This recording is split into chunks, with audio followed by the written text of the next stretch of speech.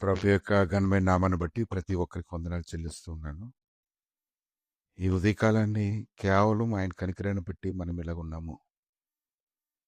ఆయన కనికరం లేకపోతే ఈ రోజుకి సజీవులుగా ఉండడం అనేది ఎంతో అసాధ్యం. కానీ భూమి మీద ఎంతో మందికి కృప లేకపోవడం వల్ల ఎన్నో రకాలుగా శోధింపబడి బంధింపబడుతూ ఉన్నారు. కానీ ఇదైనా ప్రతి బంధకాలను తీసివేసి సమాధానంతో నింపి జీవితంలో స్థిరపరిచి నడిపిస్తున్నటువంటి దేవునికి మనం ఎంతగానో వందనాలు చెల్లించాలి. కేవలం ఆయన అనుగ్రహించినటువంటి కృప వల్లనే మనం సజీవులుగా ఉన్నాము. యెషయా 54:10 పర్వతములు తొలగిపోయినను, మెట్టలు తత్తరిల్లినను, నా కృప నిన్ను విడిచిపోదు. సమాధాన విషయమైన నా నిబంధన తొలగిపోదని నీ యందు జాలిపడి యెహోవా సెలవిచ్చున్నాడు. ఎందుకు అంత కృపను చూపిస్తూ ఉన్నాడు? పర్వతములు తొలగిపోయినా, మెట్లు తత్తరిల్లినా, మనతో ఆయన చేసుకున్నటువంటి సమాధాన నిబంధన తొలగిపోదని మనందు జాలిపడుతున్నటువంటి దేవుడు ఎందుకు జాలిపడుతూ ఉన్నాడు? వేరే ఒక అవకాశం అయితే మనకి ఇంక లేదు. 1 కొరింథీయులకు రాసినటువంటి పత్రిక 15 నుంచి కొన్ని వచనాలు చూసినప్పుడు,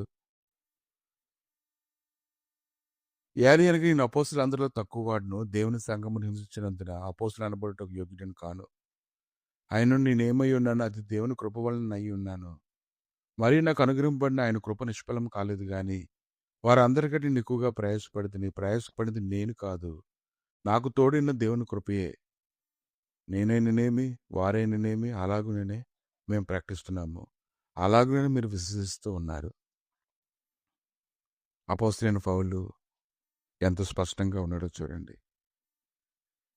ప్రభు తనని నడిపిస్తున్నాడంటే, తన విలువైనటువంటి పాత్రగా ఎంచి కృప చూపిస్తూ ఉన్నాడంటే, అపోస్తలుడైన పౌలు అది నా వల్ల కాదు, నా వల్ల కాదు, నా వల్ల కాదు, దేవుని యొక్క కృప వల్లనే అని చెప్తూ ఉన్నాడు. కనుక ఆయన కృప ఎవరి మీద అయితే నిలుస్తుందో, దేవుడు ఆయన సన్నిధిని వారిపైన కుమ్మరింపజేసి నడిపిస్తూ ఉన్నప్పుడు దానిని బట్టి మనం ఎంతో కృతజ్ఞత కలిగినటువంటి వారుగా ఉండాలి. ఇతరులు వారు కలిగి ఉన్నటువంటి దాంట్లో నుంచి బలం పొందుకొని స్థిరంగా ఉన్నారు.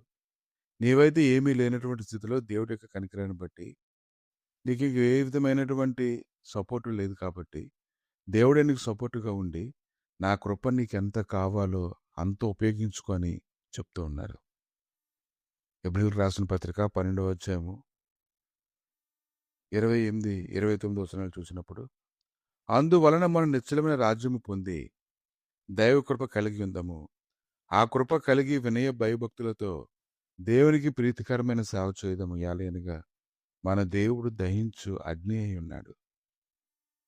దహించేటువంటి అగ్ని ఉన్నటువంటి జీవాధిపతి అయినటువంటి దేవుడు ఈరోజు ప్రతి పనికిమాలిన తెగలన్నింటినీ కాల్చివేసి నీ శత్రువుల కంటే ముందుగా నడిచి నీ కృపనిచ్చి ఆయన మహిమ సన్నిధి నీకు తోడుగా ఉంచి నడిపిస్తూ నిన్ను నీ కుటుంబాన్ని ఎత్తు పట్టుకుంటూ ఉన్నాడంటే నువ్వెంత కృప పొందావు. అది కేవలం నీ మీద కనికరపడి నువ్వు ఆయనకి ఏదో ఇస్తావని, ఆయన సన్నిధిలో నువ్వు ఎక్కువగా ప్రయాసపడిపోతావని అతను చేస్తుంది కాదు.